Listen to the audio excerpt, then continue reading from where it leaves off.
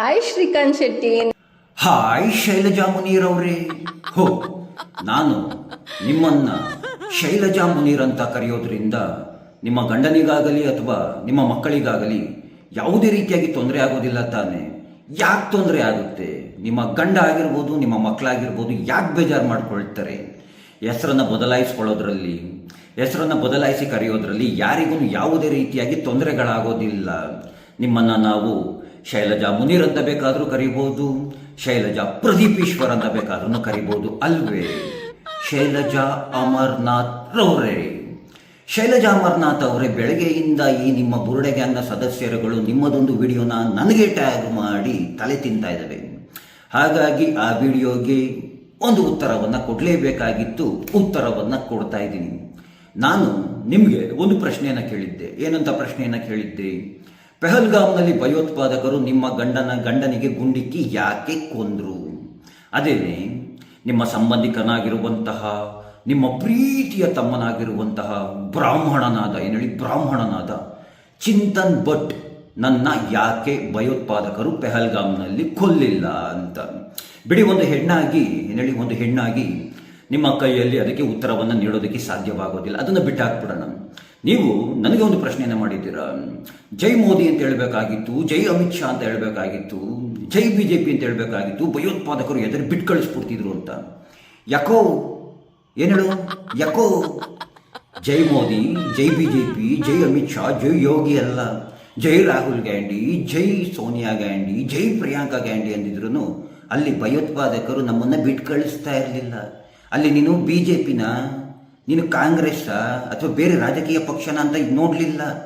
ಅವರು ಹುಡುಕಿದ್ದೇನೆ ಚಡ್ಡಿ ಒಳಗಿರುವಂತಹ ಕಡ್ಡಿಯನ್ನು. ನಿಮ್ಮದೇ ಕಾಂಗ್ರೆಸ್ ಪಕ್ಷದ DK ಶಿವಕುಮಾರ್ ಅವರಾಗಿರ್ಬೋದು, ಹಾಗೆ ಜಮೀರ್ ಸಾಹೇಬರಾಗಿರ್ಬೋದು, ಅವತ್ತಿನ ದಿನ ಅವರಿಬ್ಬರೂ ಪೆಹಲ್ಗಾಮ್ನಲ್ಲಿ ಇದ್ದಿದ್ದರೆ ಜಮೀರ್ ಸಾಹೇಬರು ಬದುಕಿ ಬೆಂಗಳೂರು ವಾಪಸ್ ಬರ್ತಾ ಇದ್ರು. DK ಶಿವಕುಮಾರ್ ಅವರು ಬದುಕಿ ಬೆಂಗಳೂರು ವಾಪಸ್ ಬರ್ತಿರ್ಲಿಲ್ಲ. ಇದು ಗೊತ್ತಿದೆಯಾ?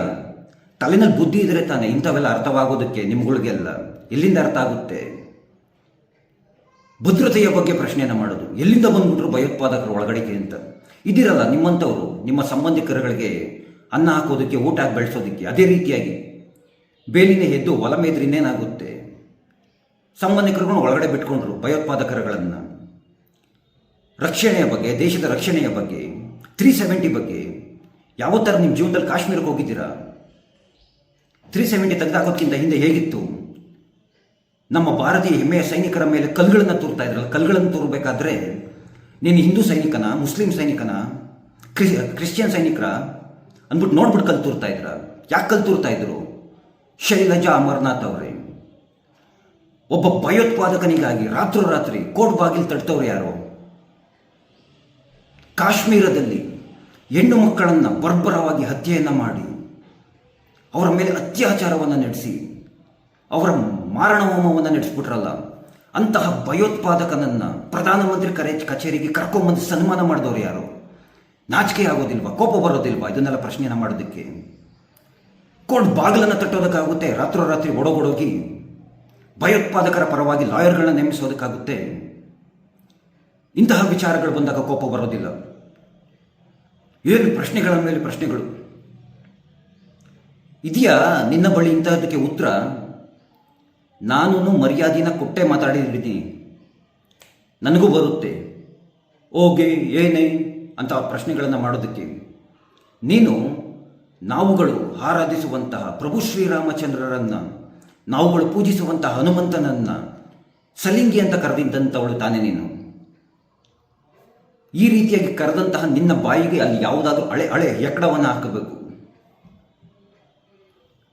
ನೀವು ನಮಗೆ ಧರ್ಮ ಪಾಲನೆಯ ಬಗ್ಗೆ ಪಾಠಗಳನ್ನು ಮಾಡೋದಕ್ಕೆ ಬರ್ತೀರಾ? ಇನ್ನೂ ತುಂಬ ವಿಚಾರಗಳಿದ್ದಾವೆ. ಸುಮ್ಮನೆ ಟೈಮ್ ವೇಸ್ಟು. ನಿಮ್ಮ ಬುರುಡೆ ಗ್ಯಾಂಗ್ ಗಿರಾಕಿಗಳಿಗೆ ಗಂಜಿ ಎತ್ತೋದಕ್ಕೆ ಹೋಗೋದಕ್ಕೆ ಟೈಮು ಸಾಲೋದಿಲ್ಲ ವಿಡಿಯೋ ನೋಡ್ತಾ ಕೂತ್ಕೊಂಡ್ರೆ. ಇನ್ನೂ ತುಂಬ ಚೆನ್ನಾಗೇನೆ ಕೌಂಟರ್ ಕೊಡ್ಬೋದು. ಬೇಡ, ನೀವೊಂದು ಹೆಣ್ಣಾಗಿರೋದಕ್ಕೆ ನಾನು ಇಷ್ಟರಲ್ಲೇ ನಿಲ್ಲಿಸ್ತಿದ್ದೀನಿ. ಬಂದ್ಬಿಡ್ತವೆ ಹೀಗಂತೆ, ಹಾಯ್ ಶ್ರೀಕಾಂತ್ ಅಂತೆ. ಹೇ, ದೇಶ ಉದ್ಧಾರ ಅಂತ ಹೇಳ್ತಾ ಹೇಳವ್ವ ತಾಯಿ, ನಿನ್ನ ಬುರುಡೆ ಗ್ಯಾಂಗ್ ಸದಸ್ಯರುಗಳಿಗೆ ಹೇಳು ಬಂದ್ಬಿಟ್ಟು ಕಾಮೆಂಟ್ ಮಾಡೋದಕ್ಕೆ. ಹೇ ಬರ್ರೋ, ನಾವು ಅದನ್ನೇ ಕಾಯ್ತಾ ಇದೀವಿ, ಬನ್ನಿ ಕಾಮೆಂಟ್ ಮಾಡಿ, ಟ್ಯಾಗ್ ಮಾಡು, ಅದು ಯಾರಿಗೂ ಟ್ಯಾಗ್ ಮಾಡು ಅಂತ ಹೇಳ್ತಿದ್ದಲ್ಲ.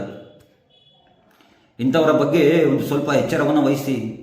ನೋಡಿ, ನಿನ್ನೆಯಿಂದ ಆತನ ಬಂಡವಾಳ ಎಲ್ಲ ಬಯಲಾಗ್ತಿದೆ. ಬಂಡವಾಳ ಬಯಲಾಗ್ತಿದ್ದಂಗೆ ಇವ್ರಿಗೆಲ್ಲ ಬುಡದಲ್ಲಿ ಉರಿ ಕಿತ್ಕೊಂಡ್ಬಿಡ್ತದೆ.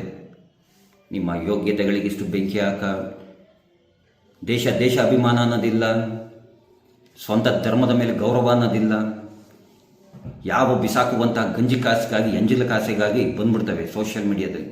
ಇಂಥವರ ಬಗ್ಗೆ ಎಚ್ಚರವನ್ನು ವಹಿಸಿ ಅಂತ ಹೇಳ್ತಾ, ಆ ಭಗವಂತ ಕೃಷ್ಣ ಎಲ್ಲರಿಗೂ ಒಳ್ಳೇದು ಮಾಡಲಿ. ಎಲ್ರಿಗೂ ಧನ್ಯವಾದಗಳು. ಜೈ ಶ್ರೀ ಕೃಷ್ಣ.